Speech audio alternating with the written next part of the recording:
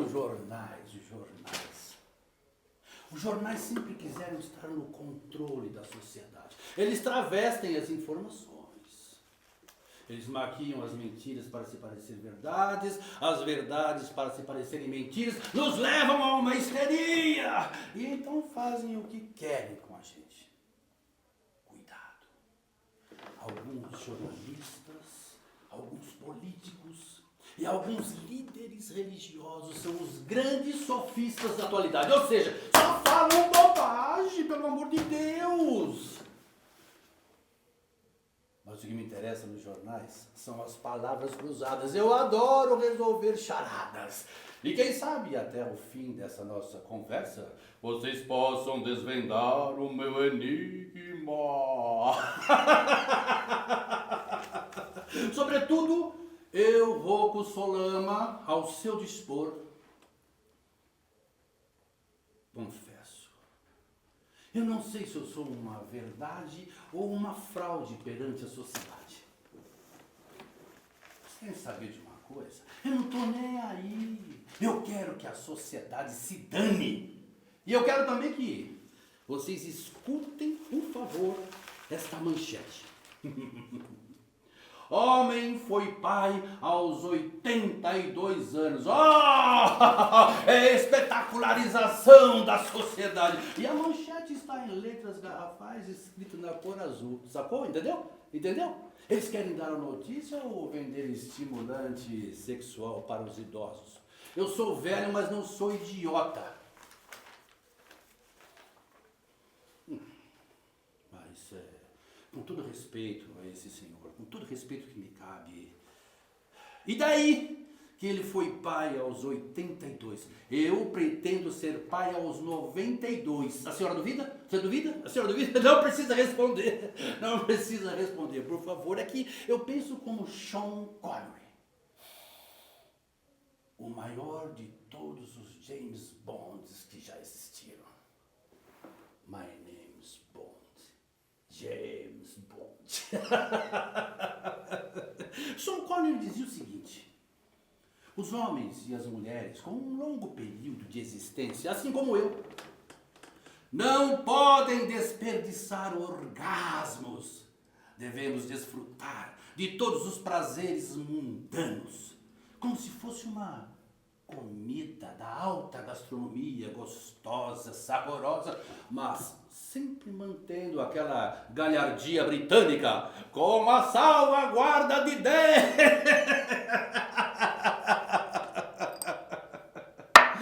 Foda-se, foda-se, foda-se.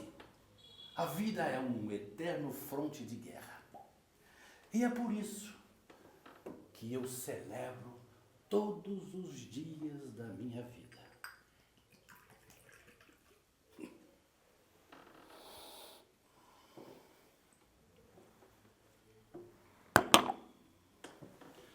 Mesmo sendo obrigado a viver sem a mulher que eu amo com todas as minhas forças, do fundo da minha alma. Mas eu aprendi a lidar com isso, eu sei lidar com isso. Vocês querem saber de uma coisa?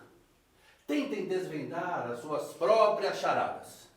Olhem por detrás das suas cortinas, espreitem pela sua janela e tentem descobrir alguma coisa sobre você. E não vai se surpreender com as coisas que você vai achar aí dentro de você. Não se surpreenda. E muito cuidado com as tentações. Pode ser o Pinóquio a nos deflorar. Nesse caso, eu sugiro que permitam-se serem seduzidos até a última gota, porque amor não é sinônimo de felicidade, queridinhos. E agora, um brinde à hipocrisia humana. Bebam vinho, champanhe, comam ovos fritos, chupem os ossos, fumem até charutos fedorentos, mas aproveitem de todas as oportunidades da vida.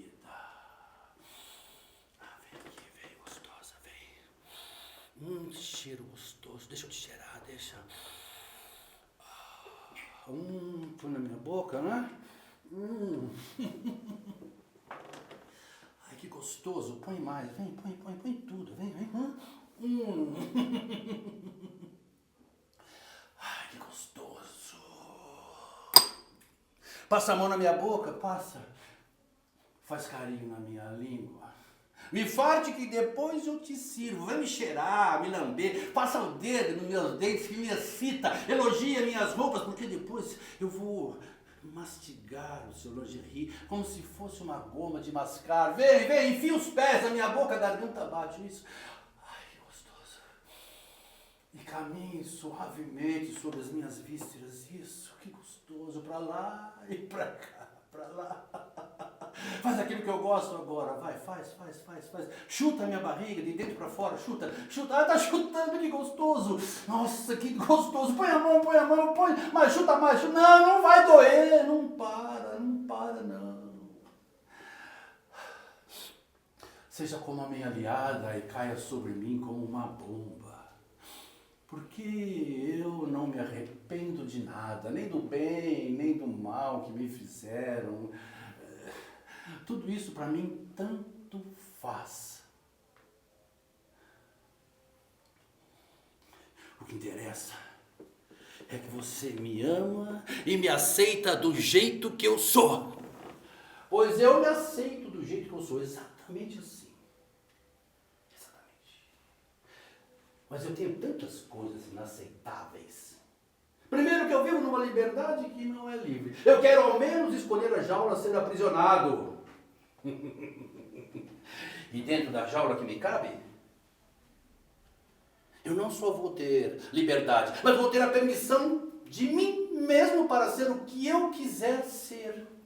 E dentro da jaula que me cabe, eu posso ser um arbitrário, eu posso ser otário, eu posso me vestir ao contrário, eu posso ser pobre, rico, milionário, eu posso ser verde, amarelo, eu posso ser vermelho, eu posso ser um homem, eu posso ser mulher, eu posso ser camaleão, eu posso ser até um pau mole. Eu posso ser penicilina, eu posso ser tudo. Eu posso ser até um soldado morto, eu posso ser tudo, mas eu posso ser tudo, menos ser você. Aí não dá, eu não consigo. Olha, mas saber que eu sou um neurótico, e que eu me transformo, e que eu sou um homem honesto, isso me causa muito conforto, muito conforto. O que me incomoda são as coisas que eu ainda não sei sobre mim, isso me incomoda. Mas eu gostaria que todo mundo soubesse quando eu estou sozinho no meu quarto, diante do meu espelho. E aí, num contorcionismo visceral, eu me reorganizo. Eu mudo as minhas formas. O que mais me aborrece de verdade é o meu layout social. Mas a minha arquitetura secreta não. E é isso que importa. É isso que me importa. Querem saber? A minha vida inteira foi uma banca de apostas. Mas quem não joga com a vida está fadado a ser eternamente feliz. E esse é o pior dos castigos que um bípede com polegares opositores pode receber. Absoluta felicidade. Não existe felicidade sem delírios. Não existe felicidade sem delírios. Afinal de contas, somos todos filhos do caos. E os caóticos são os mais insanos de todos. Querem atingir as raias da lucidez, clareza de consciência para cagar regras até para Deus. Mas nós amamos a humanidade, mas odeia o seu próprio semelhante. Chega de fraude. Por um lado, nós somos massacrados pelos estadistas e pelos sacripantas de paletó e gravata que se travestem de juízes e lá do alto do seu púlpito sagrado ficam gritando para mim que o salário do meu pecado será a morte. Foda-se a sua teologia da prosperidade. Do outro lado, a virtualidade, logaritmos, inteligência artificial, metaverso, redes sociais, Tinder, bonecas infláveis, ultra-realistas, reborn, frangos vacinados, alimentos transgênicos, astropolítica, criptomoedas. E as nossas crianças com a cara enterrada na tela de um celular. Ah, mas isso até que é bom, que dá um pouco de liberdade para os pais. Viva a tecnologia! Essa tecnologia que cada vez mais nos empurra para a teoria da manipulação. Ou seja, somos todos um programa de computador. E isso nos aprisiona em nossas próprias cavernas platônicas.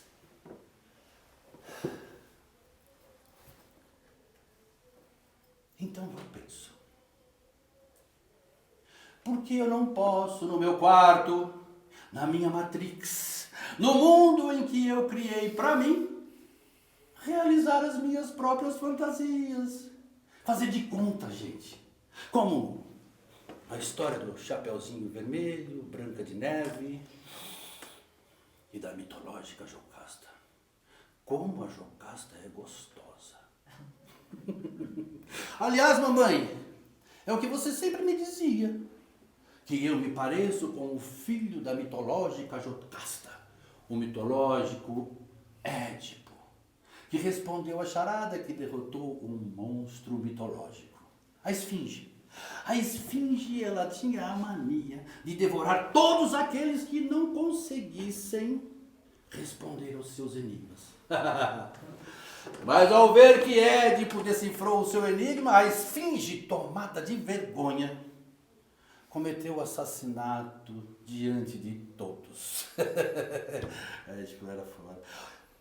Aliás, mamãe, qualquer outra semelhança entre eu e Édipo é mera coincidência. Diz o mito também que o Édipo assassinou seu próprio pai e apaixonou-se pela sua própria mãe. Mitologia, mitologia, mitologia. A conversa está boa, mas eu queria pedir um favor a vocês. Eu comecei a preencher um criptograma de palavras cruzadas, e se eu não terminar, a minha cabeça entra num looping, sabe como é que é? Pensamento repetitivo compulsivo, pensamento repetitivo compulsivo. Alguém sente isso aqui? Bom, então vamos lá, quem sabe ajuda. É rápido, quer ver? Ó? A primeira está na vertical. Aqueles que desprezam diferentes etnias com 2, 4, 6, 8 letras. Aqueles, como que é? Xenofóbico, não cabe aqui. Puta, não tem X, mas tem aqui uma letra R, uma letra C, uma letra I. Eu já matei, alguém sabe? Deixa eu preencher. Filha da puta. Olha, a outra também é bem fácil, ó. Déspota tirando caudilho. Déspota, meu pai, porra! Não. É déspota tirando caudilho com 2, 4, 6, 7 letras, termina com or. Aqui tem um T. O que foi? Deixa eu ver. E cabe mesmo. Ditador. Puta. Só falta mais uma. Ditador. Obrigado, moço. Ó, a próxima. No horizontal. Poderoso antibiótico da família dos betalactâmicos. Puta. Com 2, 4, 6, 8, 10 letras e termina com lina. Adrenalina, não. Poderoso antibiótico da família dos betalactâmicos. Ó, tem uma letra P, uma letra N, uma letra I. Alguém já sabe? Eu já matei. Eu já. Qual que é? Penicilina! Porra, é isso mesmo. Penicilina. Muito obrigado. Se eu não faço isso, a minha cabeça não fica em paz em momento nenhum. Penicilina. Uma importante descoberta. Penicilina. Mas a penicilina é um poderoso antibiótico. Eu posso usá-la como antídoto contra as pessoas, bactérias infecciosas, perniciosas. Assim nós acabaríamos com essa bendita pandemia esquizofrênica. Mas veja bem, é esquizofrenia no profundo sentido da debilidade, da capacidade de nós pensarmos com clareza e sentir emoções normais.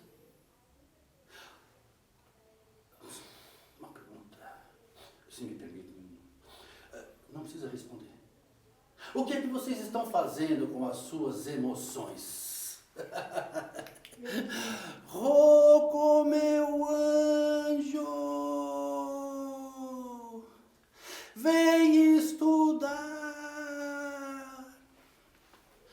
Reze antes de dormir. Não fale palavrões. Seja sempre um bom menino, Roquinho, meu anjo. A minha mãe vivia num mundo paralelo, mas eu me espelhava tanto nela. A minha mãe era estilista da alta moda exclusiva feita à mão e membro da Federação da Alta Costura e da Moda Francesa. Eu ainda a vejo manuseando aqueles tecidos caríssimos, brocados, sedas indianas, veludos com fios de algodão.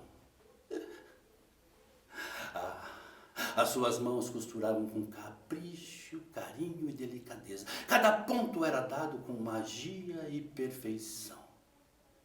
E das suas mãos nasciam vestidos invejáveis.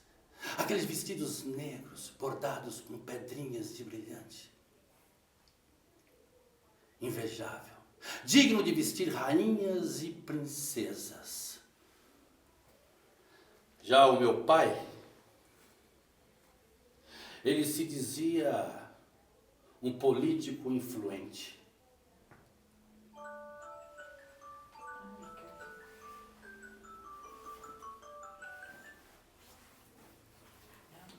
Pura fachada. Ele era envolvido com o alto meretrício, tráfico humano, dono de bordéis. E enquanto mamãe costurava verdadeiras obras de arte para vestir os corpos das mulheres, sem limites o meu pai enriquecia, vendendo os corpos das mulheres. E fumando aquele charuto caro e fedorento, ele se gabava dizendo que era empresário no segmento de entretenimento para homens e rapazes. O meu pai era um obtuso, cafetão, filha da puta.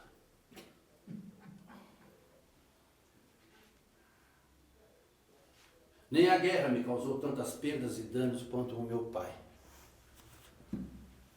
E a minha mãe, ela vivia fazendo vistas grossas para toda a estupidez que o meu pai fazia. E o que eu queria mesmo, o que eu queria era dividir a minha vida com uma mulher que me ama, Vitória. Vitória era bonita, elegante, alta, magra, esguia. E todas as vezes que ela me assistia, ela cantava a nossa canção preferida. Se esta rua fosse minha, eu mandava ladrilhar com pedrinhas de brilhantes para o meu amor passar. Vitória me entendia, ela me incentivava. Vitória, ela me ajudava a vestir-me da minha não culpa. Eu sempre soube que nada e ninguém pode tirar a culpa que eu carrego. Me desculpar por ter sido um homem tão enigmático e ter carregado por tantos anos esse meu enigma. Mas hoje eu sou o que sou e tenho minhas formas de funcionamento. Eu aprendi a lidar com isso.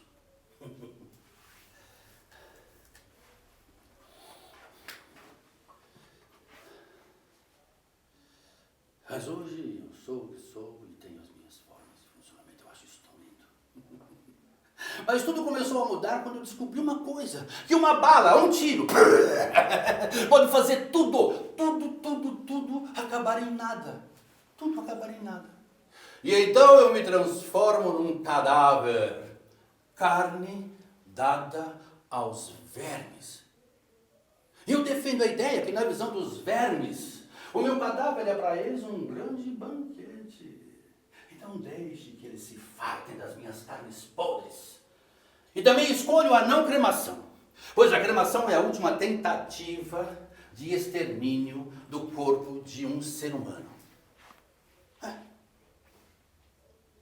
Eu quero mesmo ser velado e sepultado em pé, com muita cachaça, vinho, caldo de quenga, torrada com orégano, azeite, patê, e todos nus, de preferência de corpo e alma.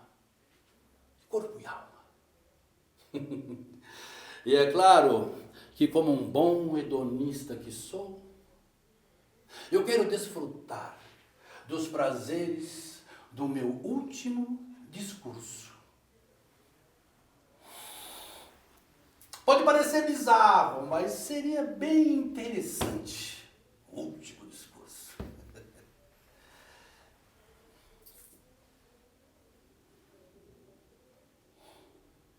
Senhoras e senhores, sejam todos bem-vindos ao discurso de despedida da minha vida. Muito obrigado. Eu queria começar dizendo que, ao longo do período da minha existência, eu só fiz aquilo que eu sabia, o que eu conseguia fazer, nem mais nem menos, simples assim. Só isso. Eu estou feliz que eu sei que algumas pessoas vão morrer. Sim. Todo mundo morre. Mas eu sei que depois que eu morrer,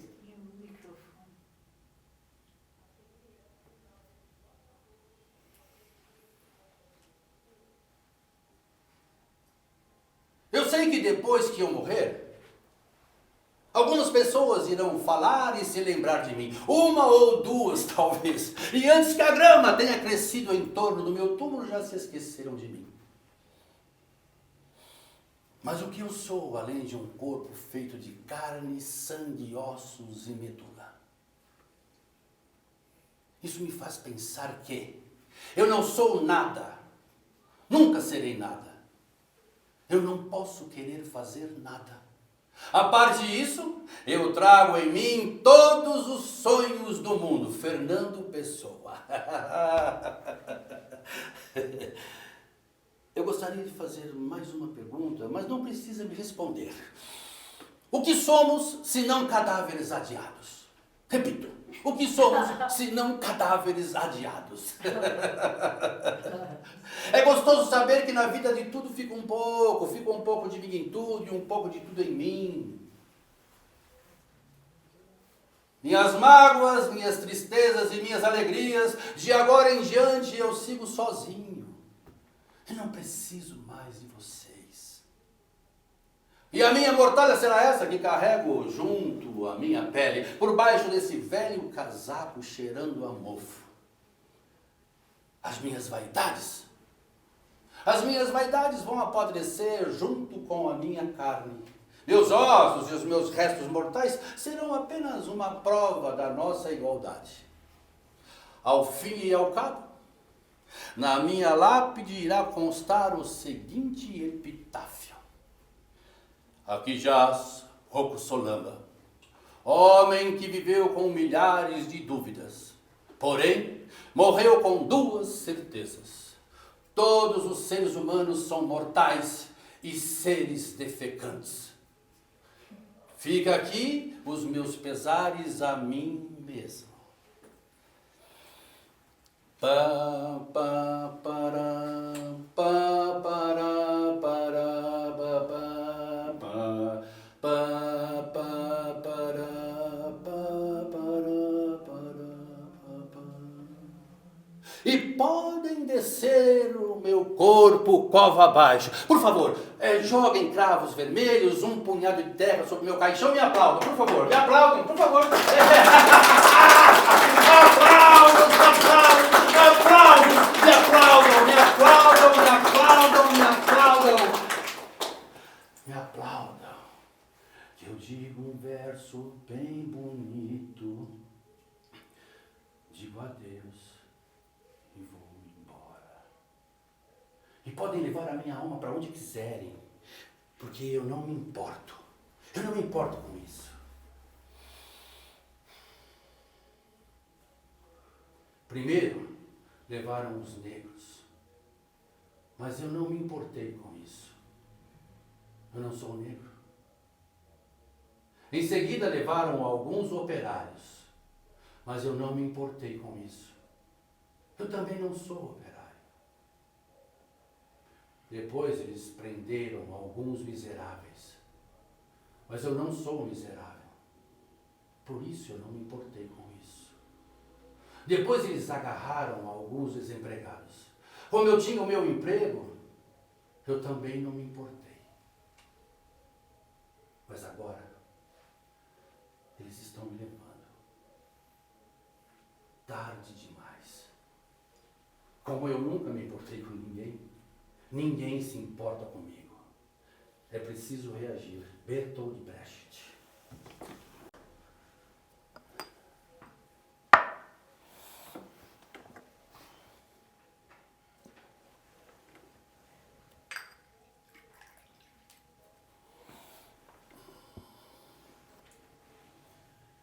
Eles me levaram para a guerra.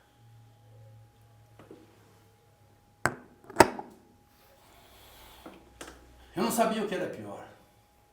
Suportar a luxúria da casa dos meus pais ou aquela maldita guerra.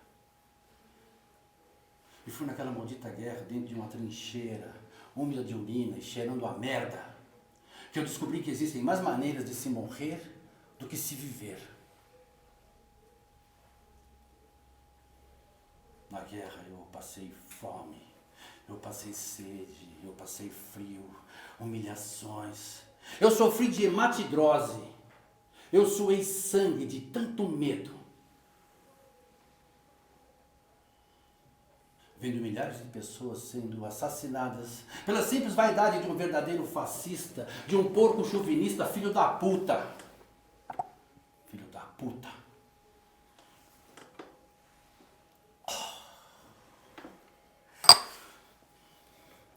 A guerra ela é antropofágica. Antropofágica. Feito por dois velhos que se odeiam, covardes, e colocam jovens que nunca se viram, sequer se conhecem para se matarem. Numa guerra não existe vencedores.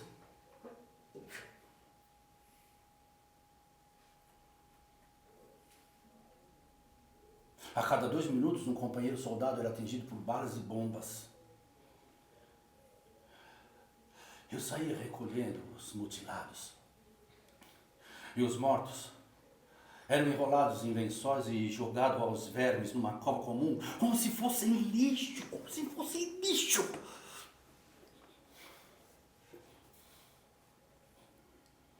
E no rastro de destruição da guerra, eu me deparei com crianças que tinham o peso de uma borboleta. Os velhos, para variar, desprezados. E as mulheres violentadas e assassinadas. Eu nunca vi a cara de Deus naquela maldita guerra, que não matava só gentes, matava almas também. Os gritos desesperados daquelas pessoas até hoje estão na minha cabeça.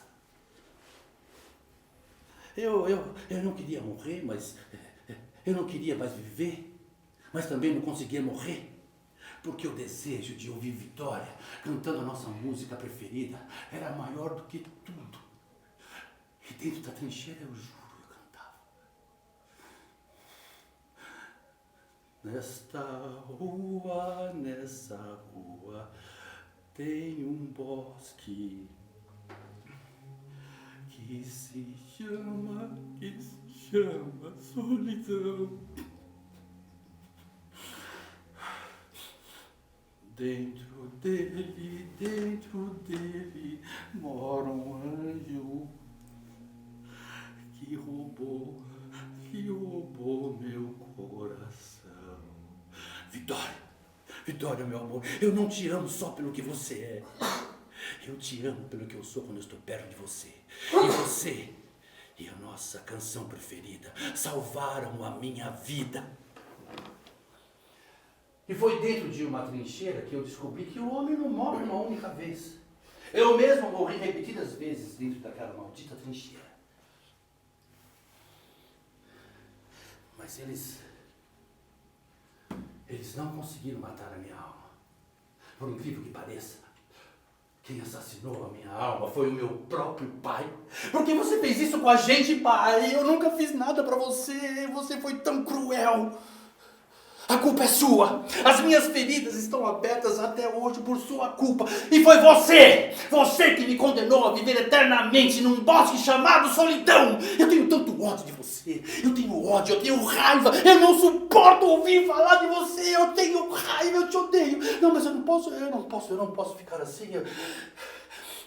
Eu tenho que me reconstruir, eu preciso aprender a lidar com isso, eu preciso me reconstruir, eu preciso suturar os meus tecidos, a minha pele, a minha carne, a minha alma e restituir toda a minha dignidade para continuar vivendo. Eu não posso deixar o meu pai também me matar.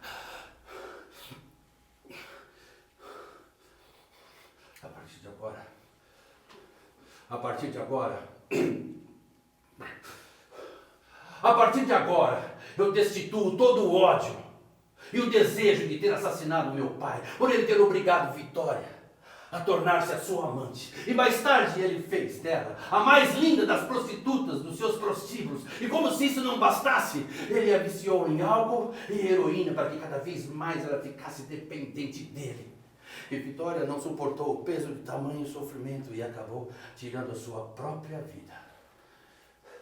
E a partir de agora, eu destituo toda a conivência e as vistas grossas que a minha mãe fazia para toda a estupidez do meu pai. A partir de agora, eu destituo toda a vergonha e o remorso de ter carregado por tantos anos o meu enigma. E a partir de agora, eu destituo todas as tristezas e as dores que aquela maldita guerra provocou em mim. Eu me sinto aliviado. E as minhas cicatrizes, feitas como as tatuagens feitas em gado com um ferro incandescente, eu vou carregar para o resto da minha vida. Às vezes eu penso que Deus me marcou só para não me perder de vista. Eu acho que isso pode ser uma heresia. E contra as pessoas, bactérias infecciosas, perniciosas, eu vou ministrar penicilina para neutralizá-las. Meu pai, olha, por mais rico que o meu pai fosse, as suas vestes eram tal qual o seu caráter, de péssimo gosto. Mas a minha mãe não. A minha mãe era bonita, elegante, magra, alta, fina, esguia, anágua, saiote, corpete, lingerie, vestido, chapéu, sapato, perfume, maquiagem e joias, tudo em perfeita harmonia. Mãe, como eu queria ser igual a você, mãe. Eu queria ser você, mãe. Eu sou apaixonado por você. Quando ela caminhava, parecia flutuar. A minha mãe era tão linda.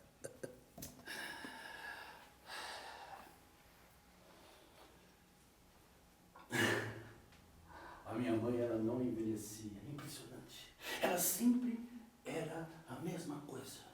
Que mulher incrível. Ela virava-se para mim e dizia: Rocco Solama, meu filho, nós temos que ser como vinho. Devemos envelhecer para ser apreciado. Como seus vestidos, não é, mamãe? E ela continuava afirmando: nós não podemos envelhecer azedos e amargos como vinagre. Rocco Solama, meu filho, guarde esta lição. Os vinhos de boa safra não permitem fraudes.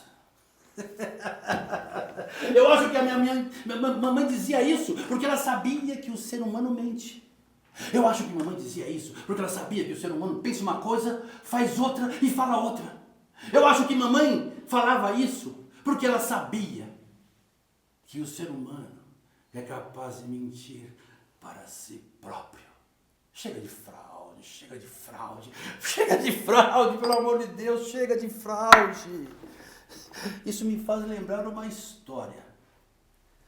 Isso me faz lembrar uma história. Era uma vez duas mulheres. Duas mulheres que trilhavam caminhos paralelos.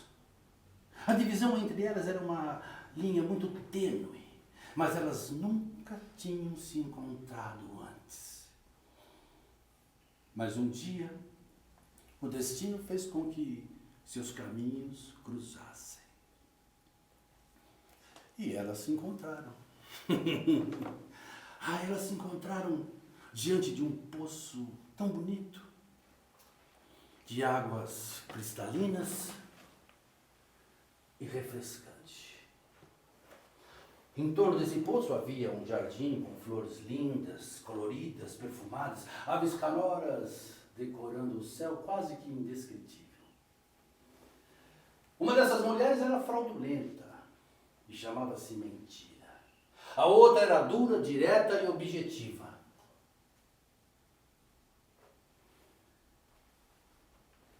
Aquele dia fazia muito calor, um dia tórrido, escaldante. Num determinado momento, a mentira vira-se para a verdade e diz: vamos nos banhar no poço para nos refrescarmos? Está tão quente. Vamos. A verdade ficou meio ressabiada, desconfiada, mas os argumentos da mentira a convenceram. Então, elas se despiram. Elas se despiram.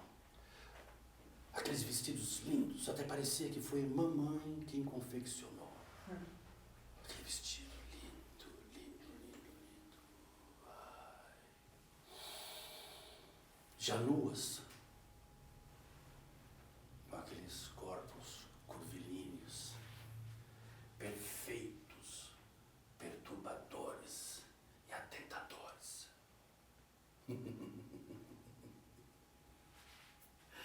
As duas adentraram no poço para se refrescar. E por ali ficaram uns minutos. Mas a mentira fraudulenta e traiçoeira esperou um segundo de distração da verdade. E num ótimo, a mentira saiu correndo, roubou as roupas da verdade e fugiu. A verdade, resoluta, decidida, recusou-se em vestir as roupas da mentira. E é claro, ela teve que perambular pelo mundo inteiro, nua. Ela foi ignorada, ela foi excluída, ela foi negada, ela foi rechaçada. Então eu acho que é por isso, né? Que aos olhos de muita gente é mais fácil encarar a mentira travestida de verdade do que a verdade nua e crua, cheia de fraudes. Se eu roubei teu coração, tu roubaste o meu também. Se eu roubei teu coração, é porque te quero bem. Eu só quero mais uma coisa. Será que eu estou com um pouco de vergonha? Mas será que vocês podiam me ajudar a cantar a minha canção preferida para que eu e a Vitória possamos ficar um pouco juntos? Vamos? Se esta lua fosse minha, eu mandava ladrilhar com pedrinhas de brilhantes para o meu amor passar. Nesta